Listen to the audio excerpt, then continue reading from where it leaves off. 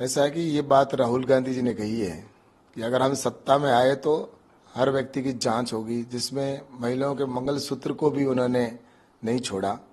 तो मुझे लगता है कि इसके अंदर राहुल गांधी जी को अपने गिरेबान में झांकना चाहिए कि वो किसकी जांच कराएंगे और क्या करवाएंगे, क्योंकि खुद जमानत पे चल रहे हैं, वो खुद बेल पे हैं।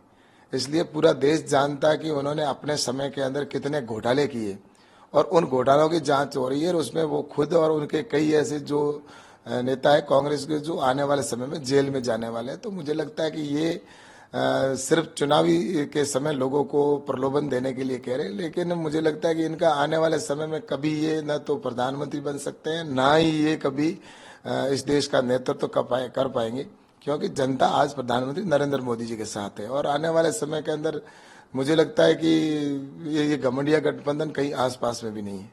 सर, बाड़मेर जैसलमेर में चुनाव प्रचार की रंगत चरम पर था। ग्रेट खली और कंगना रनौत का कितना असर प्रभाव आएगा? ऐसा है कि भारतीय जनता पार्टी हमारा पूरा एक परिवार है पूरे देश का, जिसमें ग्रेट खली जी भी हमारे भारतीय जनता पार्टी के कार्यकर्ता हैं, कंगना रनावत जी भी हमारी कार्यकर्ता है, और देश के जिन जिन कोनों के अंदर, जिन जिन क्षेत्रों के अंदर उनके फॉलोअर्स हैं, तो स्वाभाविक है कि वो भारतीय जनता पार्टी को मत करेंगे, क्योंकि आज उनका विचार राष्ट्रवाद के साथ है और देश की जनता का भी विचार राष्ट्रवाद के साथ है।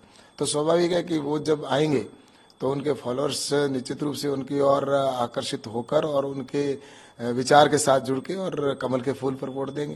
इंडिया गठबंधन अब तक अपना उम्मीदवार प्रधानमंत्री पद के लिए क्यों नहीं घोषित कर पा रहा, जबकि बीजेपी मोदी जी के फेस पे? ऐसा है कि प्रधानमंत्री नरेंद्र मोदी जी प्रत्येक व्यक्ति के दिल में बस चुके हैं। उन्होंने जो पिछले 10 सालों में जो काम किए हैं, वो चाहे गरीब कल्याण के काम हो, चाहे इंफ्रास्ट्रक्चर के काम किए हों, देश को विश्व स्तर पर ले जाने का काम किया हो, अर्थव्यवस्था में मजबूत करने का काम किया हो, तो इसलिए नरेंद्र मोदी जी देश की जनता के दिलों में बसे हुए हैं और उनको वो अपना परिवार का सदस्य मानते हैं। लेकिन रही बात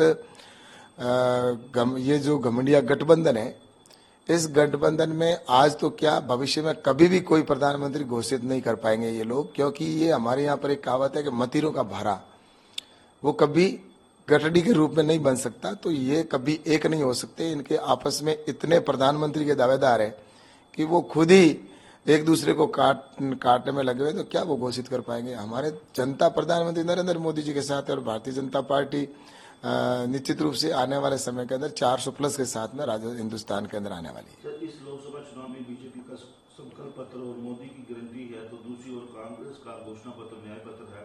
कांग्रेस के घोषणा पत्र पर गांधी ने सवाल खड़े किए, आपका क्या कहना है? ऐसा है कि कांग्रेस घोषणा करती है, जब वो सत्ता में थी तब घोषणाएं करी थी, और घोषणाएं वो आज भी उनकी घोषणा ही पड़ी है, वो कर नहीं पाए। उनको सिर्फ वो घोषणा करते हैं और काम नहीं करते।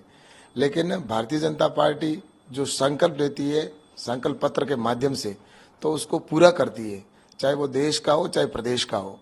तो निश्चित रूप से मैं कह सकता हूँ कि जो प्रधानमंत्री नरेंद्र मोदी ने पूर्व में जो संकल्प पत्र में अपने संकल्प लिया था, वो काम पूरे हुए हैं, और आगे भी जो आज इस संकल्प पत्र में रखा है वो पूरे होंगे। लेकिन कांग्रेस की सिर्फ घोषणाएं होती है जो थोती होती है, और थोती घोषणाओं की कभी कोई पूर्ति नहीं होती है। तो देश में वर्षों के इंतजार के बाद अयोध्या में राम मंदिर का निर्माण हुआ, कश्मीर में धारा 370 हटी।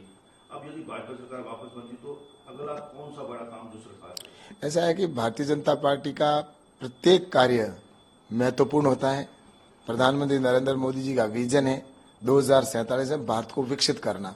तो प्रधानमंत्री जी की सोच 2047 तक की चल रही है, 25 साल की सोच के चल रहे हैं। 5 वर्षीय योजना में विश्वास नहीं रखते। कांग्रेस की सरकार ने 5 वर्ष की योजना बनाई और वो 5 साल में जितना खाना पीना करके निकल जाते थे। लेकिन मोदी जी का विजन है 2047 में भारत को विकसित करना। तो उसके लिए कोई एक विजन नहीं होता है, उसमें कई महत्वपूर्ण कार्य होंगे ऐसे जो आने वाले समय के अंदर मैं कह सकता हूं कि भारत को विश्व पटल पर ले जाने वाले होंगे और विश्व गुरु बनाने वाले होंगे। आपके विरोध में खड़े कांग्रेस के प्रत्याशी रविंद्र भाटी भी प्रचार में जुटे। रविंद्र भाटी भी हेलीकॉप्टर में लगातार प्रचार कर रहे हैं। आपको लगता है कि केवल सोशल मीडिया तक सीमित है या उनके पास कोई जन आधार है? ऐसा है कि जनता नरेंद्र मोदी जी के साथ है। बच्चा भी मोदी जी की बात कर रहा है, बुजुर्ग भी मोदी जी की बात कर रहा है, महिला बुजुर्ग मोदी जी की बात कर रहा है, किसान भी मोदी जी की बात कर रहे हैं, आम व्यक्ति मोदी जी की बात कर रहा है। तो ये मोदी जी ने जो 10 साल में अपने तपस्या के माध्यम से देश के लिए जो काम किया है, तो मुझे लगता है कि जनता नरेंद्र मोदी जी के साथ है। बाकी की रही बात है तो वो तो मुझे लगता है कि उनका कोई ना तो विजन है, ना ही उनकी आगे कोई सत्ता है। इसलिए जनता ने उनको सिरे से नकार दिया है और नरेंद्र मोदी जी के विकास के साथ है। भाटी जी ने कहा है कि बीजेपी और कांग्रेस आपस में मिलकर